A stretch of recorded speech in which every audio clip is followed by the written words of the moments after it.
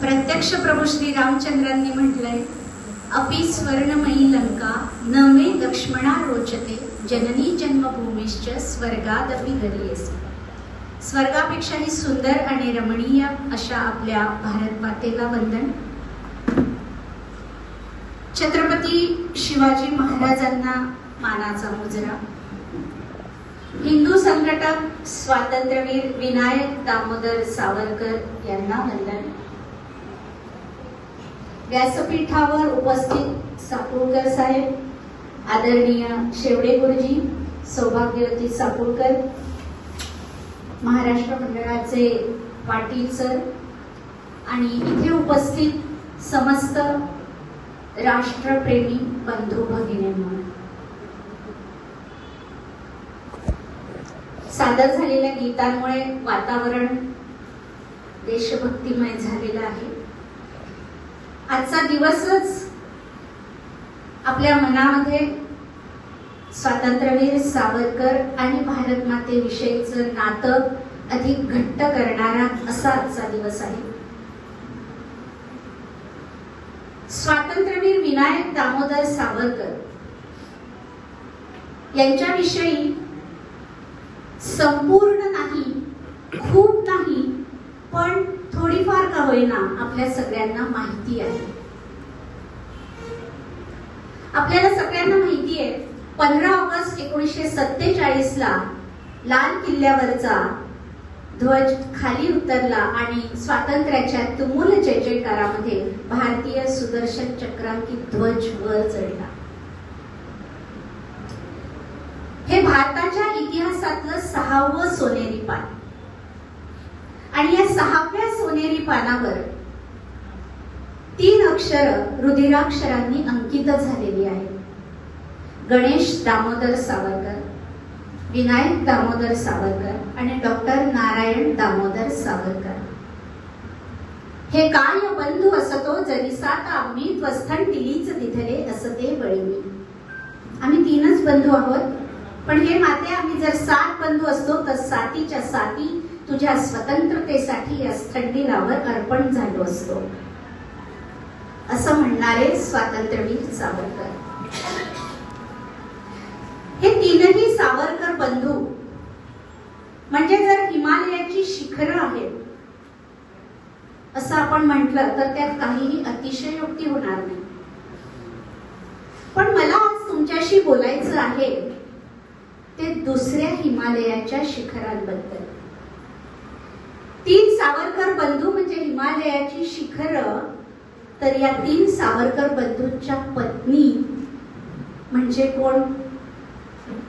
हिमालयाची सावली नाही. मी तर असं म्हणेन की या 3 सावरकर बंधूंच्या 3 पत्नी म्हणजे सुद्धा हिमालयाची शिखरच आहे.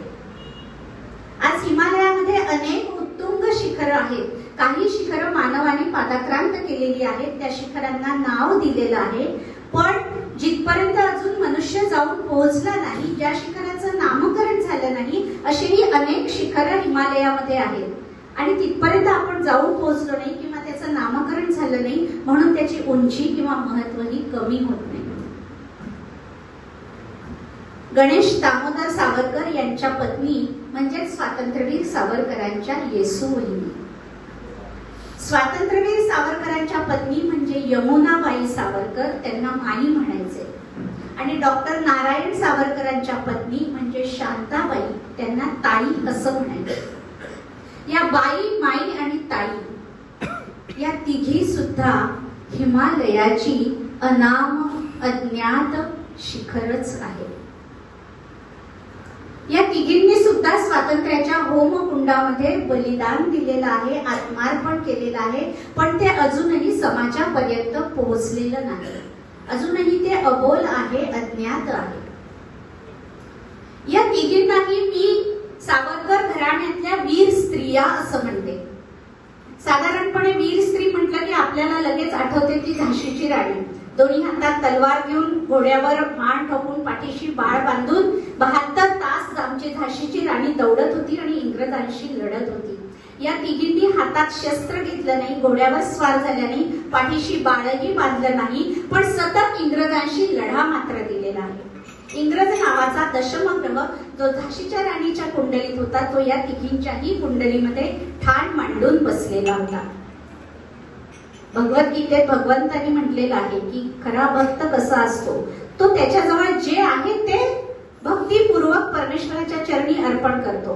पत्र पुष्पम फलम तोयम यो मे भक्त्या प्रयच्छति. या तिघींजवळही मातृभूमीला अर्पण करण्यासाठी काय होतं? पत्र, पुष्प, फल, तोय जे जे त्यांच्याजवळ होतं ते सगळं त्यांनी मातृभूमीच्या चरणी अर्पण केलं होतं. म्हणून या 3 स्त्रियांना मी स्वातंत्र्यवीर सावरकरांच्या घराण्यातल्या वीर स्त्रिया असं म्हणते. 1896 मध्ये येसूवहिनीचा बाबारावांशी विवाह झाला आणि तिचा सावरकर कुळामध्ये प्रवेश झाला. विवाह झाला तेव्हा तिचं वय 11 वर्षाचं होतं. खेळण्याचं, हुंदडण्याचं वय होतं. आपल्या धाकट्या दिराबरोबर आजूबाजूच्या मुलांबरोबर येसूवहिनी सुद्धा नाटसोंट्या, भुतबळे, गजगौरीची गाणी, झोपाळ्यावरून झुलताना भेंड्या असे खेळ खेळत होती. सुरुवातीचं तिचं आयुष्य अतिशय सुखात समाधानात गेलेलं, कारण विवाह झाला होता तो जहागीरदार घराण्यामध्ये. कारण सावरकरांचं घराणं हे जहागीरदार घराणं. भगूर आणि राहुरी या 2 गावांची जहागिरी त्यांच्याकडे होती. त्यामुळे येसूवहिनीचे वडील सुद्धा खूप आनंदात सुखात होते की माझी मुलगी जहागीरदार घराण्याची सून झाली. पण हे सुख फार काळ टिकलं नाही. लवकरच भगूरमध्ये ग्रंथी ज्वराची साथ आली आणि त्या ग्रंथी ज्वराच्या साथीमध्ये अण्णांनी म्हणजे येसूवहिनीच्या सासऱ्यांनी या जगाचा निरोप घेतला. बापू काका होते तेही या ग्रंथी ज्वराच्या साथीमध्ये हे जग सोडून निघून गेले होते. छोटा बाळ त्यालाही ग्रंथी ज्वराची लागण झालेली होती. अशा रीतीने सावरकर कुटुंब ग्रंथी ज्वराच्या वेढ्यामध्ये अडकलेलं होतं. आणि मग त्यांनी ठरवलं की भगूरचं घर सोडून गावाबाहेर मंदिरात राहायला जायचं. भगूरच्या गावाबाहेर मंदिरात राहायला गेले, पण तिथे एक दिवस रामभाऊ दातार आले आणि सगळ्या सावरकर कुटुंबाला घेऊन नाशिकला गेले. नाशिकला दातारांनी तिळभांडेश्वर गल्लीतल्या आपल्या वाड्यामध्ये त्यांना राहायला जागा दिली. तिथे बाळ आणि तात्या यांचं शिक्षण सुरू झालं. पण सावरकरांचं जहागीरदारीचं उत्पन्न आता बंद झालेलं होतं. त्यामुळे कुटुंबावर नवीन संकट आलं, ते दारिद्र्याचं संकट आलं. या दारिद्र्याच्या संकटातून येसूवहिनींनी आपलं कुटुंब सांभाळलं. तिला आईनी लग्नामध्ये जो एक पेढेघाटी डबा दिलेला होता त्या डब्यातला एक दागिना घराबाहेर जात राहिला आणि सावरकरांच्या घरातली चूल पेटती राहिली. आणि त्याच्यावर सगळ्यात कहर म्हणजे तात्याचं म्हणजे विनायक दामोदर सावरकरांचं मॅट्रिकच्या परीक्षा शुल्क भरण्यासाठी येसूवहिनीला आपल्या आईची अखेरची आठवण असलेली नाकातली नथ सुद्धा काढून द्यावी लागली. येसूवहिनी आता या सगळ्यांची आई झाली होती आणि सगळं कुटुंब सांभाळत होती. तात्यांनी नाशिकमध्ये राष्ट्रभक्त समूह स्थापन केला. त्याच्यानंतर मित्रमेळा झाला. तात्यांचं राष्ट्रकार्य हे असं नाशिकमध्ये सुरू झालेलं होतं. आणि येसूवहिनी घरामध्ये जे काही साहित्य असेल कोंड्याचा मांडा करून घर सांभाळत होती. 1901 मध्ये तात्यांचा विवाह झाला आणि यमुनाबाई म्हणजे माईंचा सावरकर कुळामध्ये प्रवेश झाला. येसूवहिनीचा विवाह झाला तेव्हा सावरकर हे जहागीरदार घराणं होतं, पण माईंचा विवाह झाला तेव्हा जहागिरी बुडलेली होती. आणि माई तर माहेरच्या खूप श्रीमंत. आपण ज्याला म्हणावं नखशिखांत, तसं डोक्याच्या केसापासून पायाच्या नखापर्यंत दागिन्यांनी मढलेल्या असायच्या. घरात सगळ्या कामाला नोकर चाकर होते. त्या शाळेत जायच्या. शाळेत जायला आणायला त्यांना घोडागाडी होती. इतक्या श्रीमंतीमध्ये वावरलेल्या माई सावरकर कुळामध्ये आल्या, पण त्यांच्या आईने त्यांच्यावर नम्रतेचा, सुशीलतेचा, सात्विकतेचा, सोशिकतेचा संस्कार केलेला होता. त्यामुळे माई सुद्धा सहजपणे सावरकर घराण्याशी एकरूप होऊन गेल्या. सावरकर मॅट्रिकची परीक्षा उत्तीर्ण झाले आणि पुण्याला फर्ग्युसन महाविद्यालयामध्ये शिकायला गेले. जेव्हा जेव्हा महाविद्यालयाला सुट्टी असायची तेव्हा नाशिकला येऊन आपलं मित्र मिळण्याचं कार्य ते करत असायचे. माईंना आता मातृत्वाची चाहूल लागली. त्यांनी प्रभाकरला जन्म दिला. तात्यांचं पुण्यामध्येही राष्ट्रकार्य सुरूच होतं. आणि 1906 साल उजाडलं. BA ची परीक्षा ते उत्तीर्ण झाले. आता लंडनला जायला निघाले. भाऊराव चिपळूणकर म्हणजे माईंच्या वडिलांनी त्यांची सगळी आर्थिक जबाबदारी सांभाळलेली होती.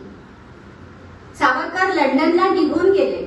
जाताना माईंना त्यांनी बजावलं की मी माझा जीव, माझा श्वास तुझ्याकडे सोडून जातोय प्रभाकर, त्याला जप, त्याला देवीची लस टोचून घे. माईंनी सुद्धा सांगितलं मी माझ्या जीवापेक्षाही प्रभाकरला जपेन.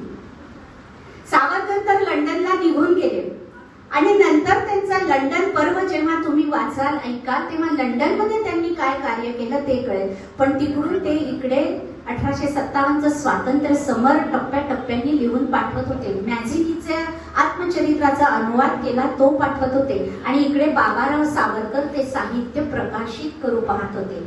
आबा दरेकर होते, कवी गोविंद ज्यांना आपण म्हणतो, त्यांच्या राष्ट्रभक्तीपर कविता बाबा छापून प्रसिद्ध करत होते आणि हळूहळू इंग्रजांची सावरकर घराण्याकडे वक्र दृष्टी वळत होती.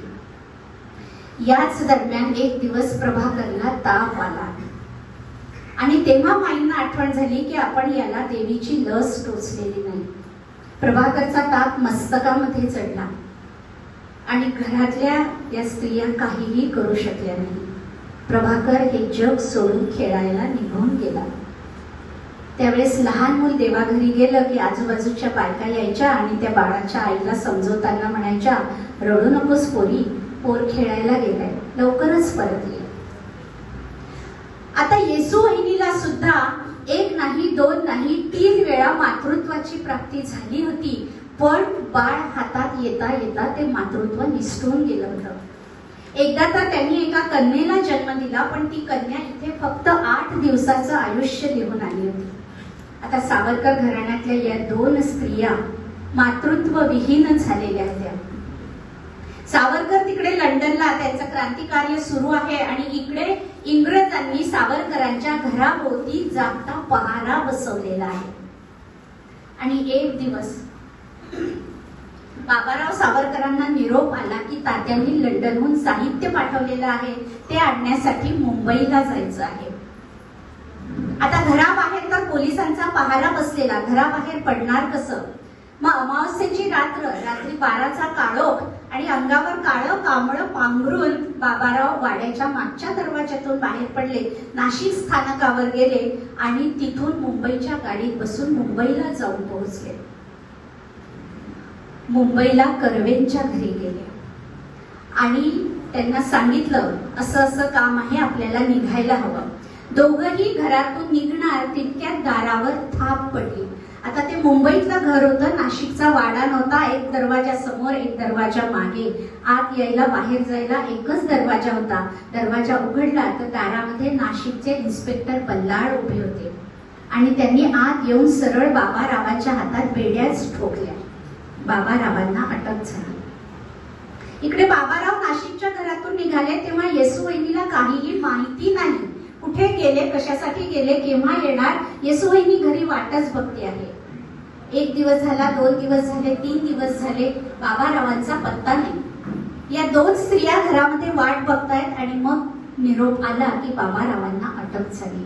येसू वहिनीच्या पायाखालची जमीनच सरकली आणि इकडे सावरकरांच्या घराच्या अनेकदा झडत्या झाल्या.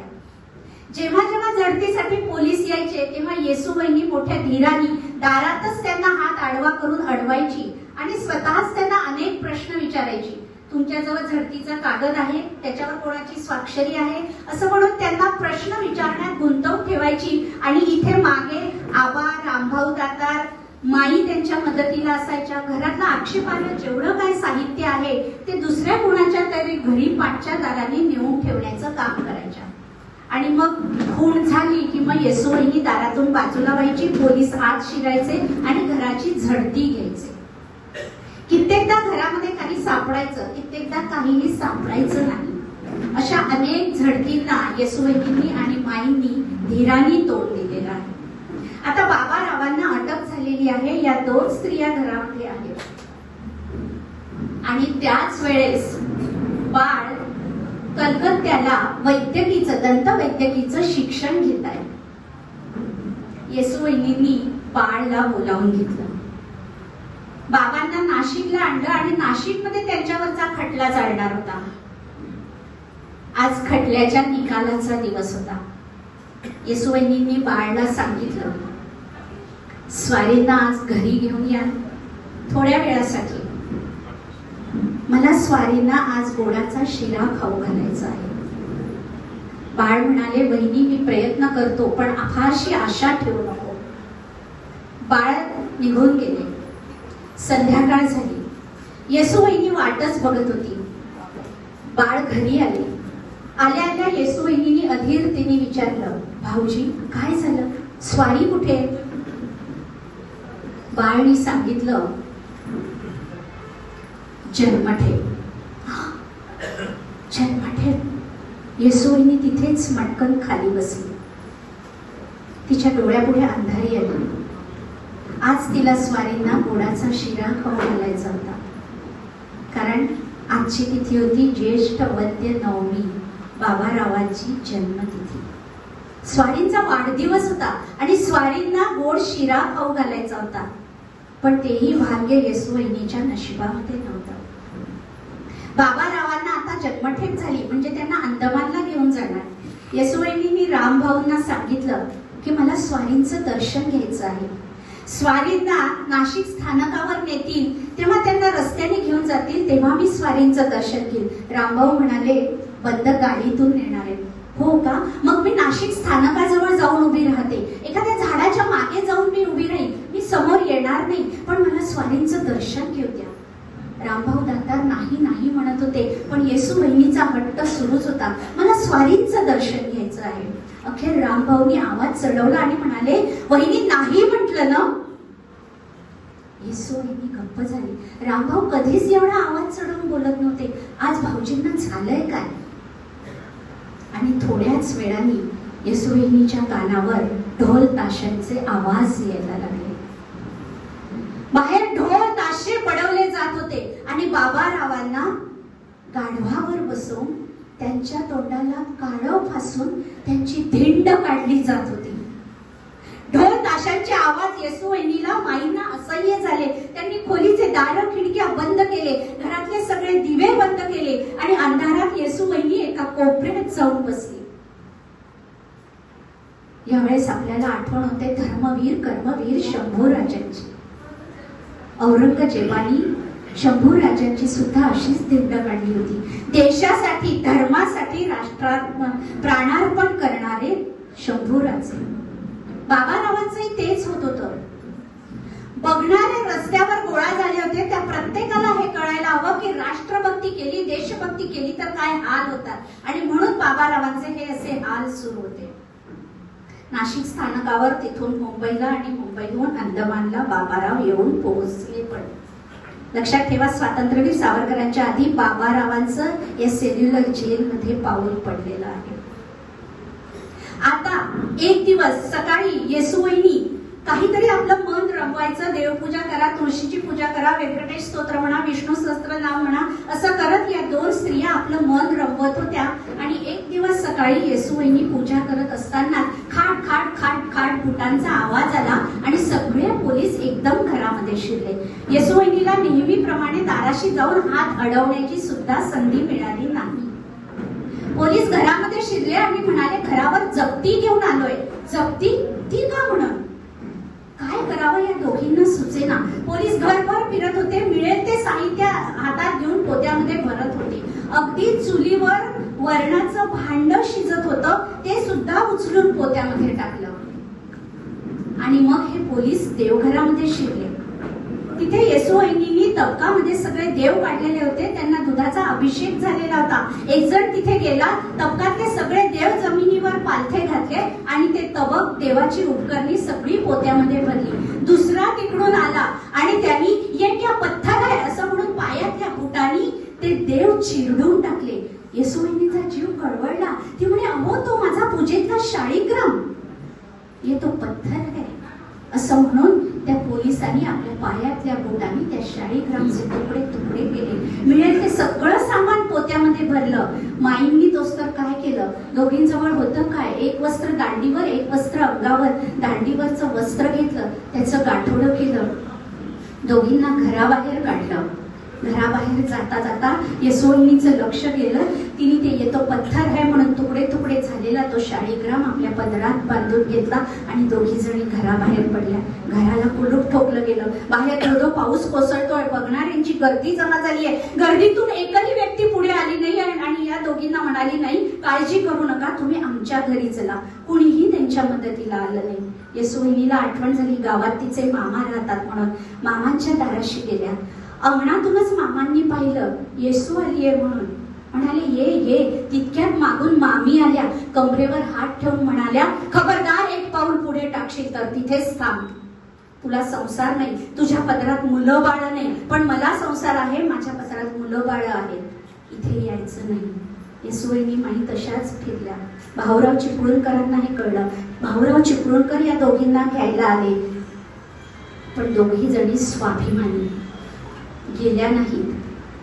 दोघी जणी गावाबाहेरच्या मंदिरात जाऊन राहायला लागल्या आणि त्या मंदिरामध्ये त्यांच्याजवळ गाडगी मडकी काहीही नाही, अन्नधान्य काहीही नाही. आबा दरेकर होते. ते मंदिरामध्ये कीर्तन प्रवचन करायचे. कीर्तन प्रवचन ऐकायला 4-2 माणसं यायची. देवाच्या दारात रिकाम्या हाताने कसं जायचं? मोठमोठ धान्य देवासमोर ठेवायचे. कीर्तन प्रवचन झाल्यावर आबा ते मोठमोठ धान्य उचलून येसोवहिनीला नेऊन द्यायचे. तेव्हा येसोवहिनीची चूल पेटायची. लक्षात घ्या, तुम्हाला मला स्वतंत्र भारतात जन्म घेता यावा म्हणून या कुळातले फक्त हे 3 पुरुषच नाही, या स्त्रियांनी सुद्धा काय सहन केलेलं आहे. आणि आज आपण स्वतंत्र भारतात जन्माला आलेलं, आपल्याला स्वातंत्र्याची किंमत कळत नाही. जो उठतो तो सावरकरांवर काहीही आक्षेप येतो, त्या सूर्यावर थुंकण्याचं पाप ते करतायत, पण त्यांना कळत नाही आजचं हे स्वातंत्र्य ते कोणामुळे उपभोगतायत. या तिघी जणी अशा रीतीने देवळात राहत होत्या. मोठमोठ धान्यावर त्यांची चूल पेटत होती. मंदिरातली फरशी हाच पाट, मंदिराची फरशी हेच ताट. आणि मग एक दिवस येसोवहिनीला हे सगळं असह्य झालं. एक पत्र तिने आपल्या लाडक्या दिराला लिहिलं. इकडे काय काय हाल सुरू आहेत ते सगळं कळवलं. अभिनव भारताच्या कार्यकर्त्यांची सुद्धा अशीच धरपकड सुरू होती. त्यांचे संसार सुद्धा असेच सुरू होते. त्या घरातल्या स्त्रियाही असंच सगळं भोगत होत्या. आणि येसोवहिनीचं पत्र तिथे लंडनमध्ये तात्यांना जाऊन पोहोचलं. सगळं वाचल्यावर तात्यांचंही मन कळवळलं. पण तात्या होते त्यांनी आपल्या मनाला सावरलं आणि येसोवहिनीला एक काव्यात्मक पत्र लिहिलं. ते काव्य म्हणजे सांत्वन, ही कविता. पत्राचा मायना ते आपल्या वहिनीला लिहित आहेत की तू मला मातेसारखी आहेस, माते समान तू माझा सांभाळ केलेला आहेस. श्रीमती वहिनी वत्सले बंधू तुझा तो तुझं नमी, असं म्हणून येसोवहिनीला पत्र लिहिलं. त्यात ते आपल्या वहिनीची समजूत घालतायत. वहिनीला म्हणतायत, धन्य धन्य अपुला वंश सुनिश्चय ईश्वरी अंश की राम सेवा पुण्य देश अपुल्या भागी लादला. अगं आपला वंश तर धन्य आहे. कसा धन्य आहे? पुढे त्या कवितेमध्ये सावरकर लिहितात, अनेक फुले फुलती फुलोनिया सुकोनी जाती, कोणी तयांची महती गणती ठेविली नसे. परिजय गजेंद्र शुंडेने उपटिले, श्रीहरी साठी नेले, कमल पुष्पते अमर ठेले, मोक्षदायी पावन. जसं ते एकच कमल पुष्प अमर झालं, तसा हा एकच आपला सावरकर कुळ खुडला गेला आहे आणि तो मातृभूमीच्या चरणी अर्पण झालेला आहे. अशीच सर्व फुले खुडावी, श्रीराम चरणी अर्पण व्हावी, काही सार्थकता घडावी या नश्वर देहाची. अमर होयती वंशलता, निर्वंश तिचा देशाकरिता, दिगंती पसरे सुगंधिता, लोकहित परिमलाची. असं म्हणून आपल्या वहिनीचं ते सांत्वन करतायत. आणि पुढे म्हणतात, शेवटी तू धैर्याची अससी मूर्ती, माझे वहिनी माझी स्फूर्ती, की राम सेवा व्रताची पूर्ती, ब्रीद तुझे आधीच. अगं तूच तर माझी स्फूर्ती आहेस, तू माझं धैर्य आहेस, धैर्याची मूर्ती आहेस. घाबरून जाऊ नको, डळमळीत होऊ नकोस. येसोवहिनी माई पुन्हा धीराने उभ्या राहिल्या. काही काळ गेला आणि मी मुद्दाम बरोबर सांगते, माझ्या नंतर अजून गुरुजींना पण बोलायचंय.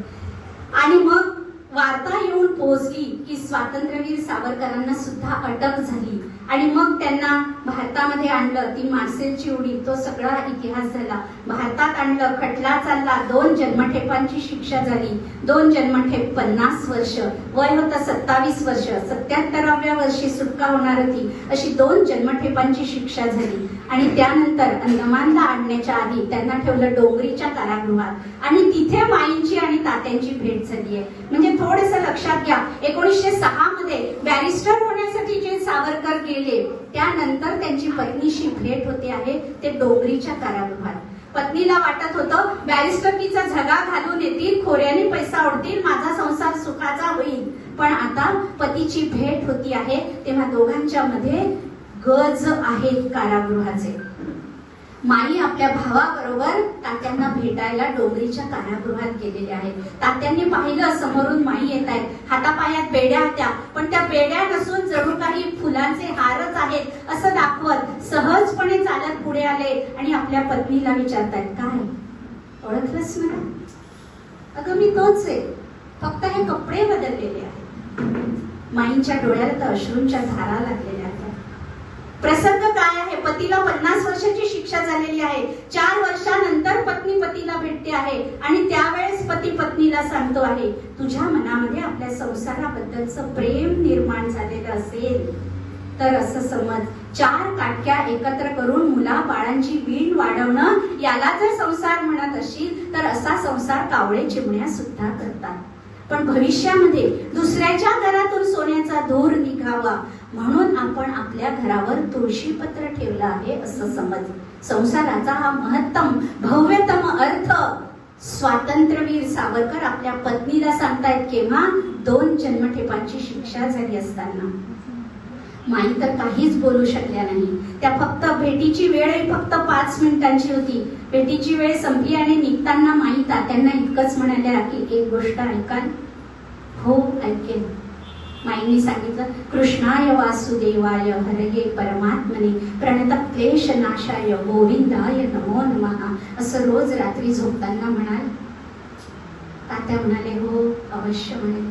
भेट संपली, माई निघून गेल्या आणि त्यानंतर डोंगरीनंतर भायखळा ठाण्याच्या कारागृहात राहून मग तात्या या अंदमानच्या भूमीवर येऊन पोहोचले. आता ते परत केव्हा येतील, कसे येतील माहिती नाही. या 2 स्त्रियांचं आयुष्य तिथे कसं सुरू होतं. या दोघी जणी आपल्या धाकट्या दीराला मात्र मोठं करण्यासाठी धडपडत होत्या. धाकटे दीर शिकून दंतवैद्यकीचं शिक्षण घेऊन डॉक्टर झाले आणि आता येसुवहिनीच्या मनात आलं की आपल्या धाकट्या दीराचा विवाह करायला हवा. 1915 साल डॉक्टर नारायण दामोदर सावरकरांचा विवाह ठरला. कोणाशी? हरिदिनीशी. हरिदिनी कोण? विश्वनाथराव केळकर होते, डॉक्टरांचे सहकारी, अभिनव भारताचे कार्यकर्ते. त्यांची भाची हरिदिनी फक्त 15 वर्षाची होती. तिच्या विवाहाचं बोलणं जेव्हा घरामध्ये सुरू झालं तेव्हा हरिदिनीने सांगितलं, मी विवाह करेल तर डॉक्टर नारायणराव सावरकरांशीच करेल. कारण आपल्या मामा बरोबर अभिनव भारताचं कार्य करताना तिने डॉक्टरांना पाहिलेलं होतं, त्यांचं वक्तृत्व तिने ऐकलेलं होतं आणि 15 वर्षाच्या या तरुणीने ठरवलं की मी डॉक्टरांशीच विवाह करणार. तिची म्हातारी मावशी आजी होती घरी. ती म्हणाली, हरणे हे ग काय, त्या सावरकर कुळाचा संसार काय करायला निघालीस? ते कुटुंब कसं? त्यांचं सगळं बिऱ्हाड पाठीवर, एक पाय कारागृहात तर एक पाय कारागृहाच्या बाहेर. तुझा संसार सुखाचा होणार नाही. तेव्हा 15 वर्षाच्या हरिदिनीने आपल्या आजीला उत्तर दिलेलं आहे, माझ्या नशिबात जर संसार सुख नसेल तर इतर कुणाशीही विवाह केला तरी ते सुख मला मिळणारच नाही. त्यामुळे मी विवाह करेन तर डॉक्टरांशीच करेन. आजची 15 वर्षाची मुलगी डोळ्यासमोर आणा आणि 15 वर्षाच्या त्या हरिदिनीला डोळ्यासमोर आणा. डॉक्टरांचा आणि हरिदिनीचा विवाह झाला. येसुवहिनीने आपल्या या धाकट्या जावेचं नाव ठेवलं शांताबाई, कारण हरिदिनी थोड्या तापट स्वभावाच्या होत्या म्हणून मुद्दाम त्यांचं नाव शांताबाई असं ठेवलं. आता ही 15 वर्षाची मुलगी निघाली भांडी कुंडी आपलं आंधण ठेवून संसार थाटायला मुंबईला आणि तिच्या डोळ्यामध्ये सुद्धा सुखी संसाराची स्वप्न होती. मनामध्ये विचार आला, मी माझी भांडी कुंडी कुठे ठेवेल, संसार कसा सजवेल. पण त्याच वेळेस तिचं दुसरं मन तिला सांगत आहे की हरणे, तुला सुखी संसाराचं स्वप्न पाहून चालणार नाही. तुझे दोन्ही ज्येष्ठ दीर अंदमानात काळ्या पाण्याची जन्मठेप ठोकतायत. तुला तुझ्या दोन्ही जावांना सांभाळायचं आहे. तिला सांगणारं कोणी नव्हतं, तिचंच दुसरं मन तिला सांगत होतं. आणि खरोखर हरिदिनी घरात आली आणि बाई आणि माई दोघींचीही आपल्या आईप्रमाणे तिने सेवा सुरू केली. बाईंची म्हणजे येसुवहिनीची तब्येत बिघडली. त्यांना ताप आला, ताप मस्तकात गेला आणि येसुवहिनी यावेळेस नाशिकला आपल्या मामांच्या घरी होत्या. ज्या मामांनी त्यांना घरी यायला नाकारलं होतं त्याच मामांकडे आता येसूवहिनी होत्या. आणि येसूवहिनींनी तिथून माईंना आणि ताईंना निरोप पाठवला की पोरींनो लवकर माझ्या भेटीसाठी या. या दोघी जणी नाशिकला आल्या. येसूवहिनीची प्रकृती आता खूपच बिघडलेली होती. त्यांना भ्रम झाला होता. त्यांना सारखं असं वाटत होतं की बाबाराव आले, स्वारी आली आहे आणि मी स्वारींना ओवाळते आहे. त्या या दोघी पोरींना म्हणायच्या, अगं पोरींना औक्षणाचं तबक तयार करा, मला छानसं नऊवार नेसवा, आंबाडा घाला, शेवंतीची वेणी लावा. या दोघी जणी कसं तरी करून जबरदस्ती त्यांना निजवायच्या. पण एक दिवस असं झालं, ज्यांना अंथरुणावरून उठण्याची सुद्धा शक्ती नव्हती त्या येसूवहिनी अंथरुणातून उठून उभ्या राहिल्या. म्हणाल्या, मला नऊवार नेसवा, आंबाडा घाला, निरांजन तयार करा, एक नाही 2 निरांजनी लावा, स्वारी येते, मला स्वारींचं औक्षण करायचं आहे. येसूवहिनी ऐकायलाच तयार नाही. नऊवार नेसवलं, आंबाडा घातला, शेवंतीची वेणी लावली, ठसठशीत कुंकू लावलं, औक्षणाचं तबक तयार केलं, एक नाही 2 निरांजनी लावल्या. येसूवहिनीच्या चेहऱ्यावर तेज आलं, हास्य उमटलं. ओवाळणीचं निरांजनाचं तबक तिने हातामध्ये घेतलं आणि म्हणाली, पहा पहा स्वारी आली आहे, मला स्वारींचं दर्शन घडलंय, मी स्वारींना औक्षण करते आहे. कुंकू लावण्यासाठी येसूवहिनीने हात वर केला आणि तिथेच भोवळ येऊन येसूवहिनी खाली कोसळली.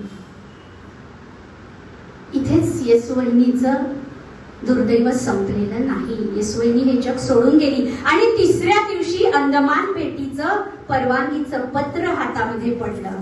येसूवहिनीला अखेरपर्यंत बाबारावांचं दर्शन घडलंच नाही. माई, डॉक्टर आणि डॉक्टरांचे एक विद्यार्थी असे 3 जण अंदमानात आले. माईंना अंदमानामध्ये तात्यांची भेट घडलेली आहे, पण तीही काही क्षणापुरतीच. तिघांना येताना पाहिलं आणि तात्यांचं लक्ष गेलं आणि त्यांनी विचारलं, बाळ, माझी मातृतुल्य येसूवहिनी? बाळनी मान खाली घातली. माईंनी डोळ्याला पदर लावला. काय समजायचं ते दोघं समजले. बाबांनी पाठ वळवली. बाबांच्या डोळ्यातून अश्रू यायला लागले. तात्यांच्या डोळ्यात सुद्धा अश्रू आले, पण ते त्यांनी आवरले. बाबारावांना समजावलं, बाबा, डोळ्यात अश्रू आणून चालणार नाही. माझी येसूवहिनी, माझी मातृतुल्य येसूवहिनी इथेच आहे, ती इथून माझ्याकडे बघते आहे, डोळ्यात अश्रू आणून चालणार नाही. तात्यांनी बाबांना धीर दिला. अंदमानची माईंची ती भेट संपली. त्यानंतर पुन्हा दुसऱ्यांदा तात्यांच्या भेटीला आलेले आहेत आणि त्यावेळेस ताई सुद्धा आपल्या दोन्ही ज्येष्ठ धीरांच्या भेटीसाठी अंदमानात आलेले आहेत. अंदमानातून नंतर त्यांना भारतात नेण्यात आलं. बाबारावांना आणि तात्यांना पुन्हा वेगवेगळ्या कारागृहामध्ये ठेवलं. तात्यांना रत्नागिरीच्या कारागृहात, त्यानंतर रत्नागिरीमध्ये स्थानबद्धता झाली.